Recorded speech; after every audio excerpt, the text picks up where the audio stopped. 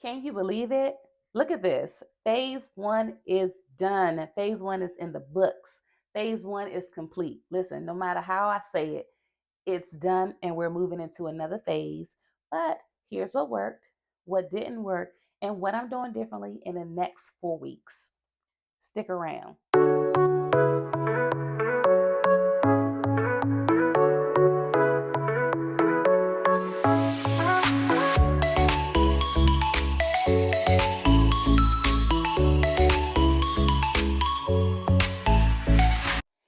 Hey YouTube, and welcome back to my side of the internet where I am keeping wellness simple and practical. If you are new here, I am Samantha Lee, and if you've been following my journey, you know I've been on a wellness journey to improve my overall health and well-being. And yeah, if you like this kind of content, go ahead and like and subscribe to my side of the internet. I was thinking, I'm up here thinking like, yo, as I'm growing my community, what are we going to be? Like, are we going to be the wellness community? I don't know, but I am excited. But I'm more excited to go ahead and share with you all. Your girl has finished phase one of my 12-week wellness journey, and I can't be more proud of myself. And in this video, I want to just give a recap of I'm gonna look at my notes here. I want to give a recap of what is working, what is not working, some biggest lessons and biggest wins that I've learned. And I'm just gonna give go over a few things my wins and my challenges in phase one. So let's go ahead and get into this video. Okay, so the first thing I want to talk about is my biggest wins, and I'm only going to cover a couple. So, one of my wins, and I'm so proud of myself, is showing up for myself every day during this wellness challenge for the first 4 weeks. That's one of the biggest things I'm excited and proud about. Sticking to my morning routine because I felt like getting up every day, sticking to that morning routine and getting up, following Heather Robinson's workout is workouts that I don't really have to think about. It helped me build momentum. It helped me build momentum in my workouts. I feel stronger for sure. I feel more energized. And yeah, I feel more energized because of creating and sticking to my morning routine and sticking to the routine. I'm going to try to show some before and after of it,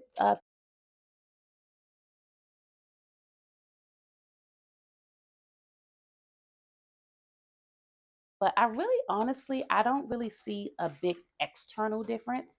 I do see, but I do feel internally a lot of changes happen, whether it's my energy levels, feeling momentum and like that I could keep going, but also mindset shifts that also has happened. I become more self-aware of some habits that I need to let go of, which leads me to some lessons and challenges that I face. If you watch some of our previous videos, you will see that a biggest challenge for me was sticking to my nutrition and sticking to my um, just eating healthy and not going to those comfort foods that I was so used to going to. That was one of the things that I struggled with. And I'm also looking down. So my nutrition was one of them. One of my mindset shifts though in nutrition was it's not all about perfection. It's not all about being perfect at something. It's about showing up consistently and being disciplined. And discipline or self-discipline isn't just about oh, I'm not going to do this, or if I do this, I'm going to punish myself. It's getting uncomfortable with being uncomfortable being comfortable with being uncomfortable. And that's something I had to do. I have to get back comfortable with being uncomfortable in what I eat. I went from just kind of doing whatever, being undisciplined, eating and doing whatever I want to now I got to get back on the structure to say, this is how I'm going to be moving forward and this is what I'm going to be eating. So one of my mindset shifts was one, is you don't have to be perfect. Don't be perfect. If you slash one tire, you don't no need to get rid of all four. Just go ahead and fix that one and get back going. Get back up and keep going. And that's another thing that I learned about myself. I felt like, oh, if I mess up or if I didn't do this right, then I just want to throw my all my progress away. And that's not healthy for me. That's a bad habit that I want to get rid of. instead of just sabotaging my whole progress. Like, no, just because you had one bad meal or bad day doesn't mean your whole progress is thrown away. So just redefining what consistency and discipline looks like during my wellness journey. So that was something that I challenged, but I'm also grateful for that mindset shift that I had. Another thing is I want to talk about what's next as I move forward into phase two. Now, I mentioned before that nutrition was a big struggle and not being disciplined. So I am challenging myself to do a beans and rice diet. So hear me out here. I also have a goal to pay off my student loans in 2025. I have a total now of $47,000 and some change, like and some more money. I don't want to give the whole number, but it's $47,000, $47,000 in debt still of student loans.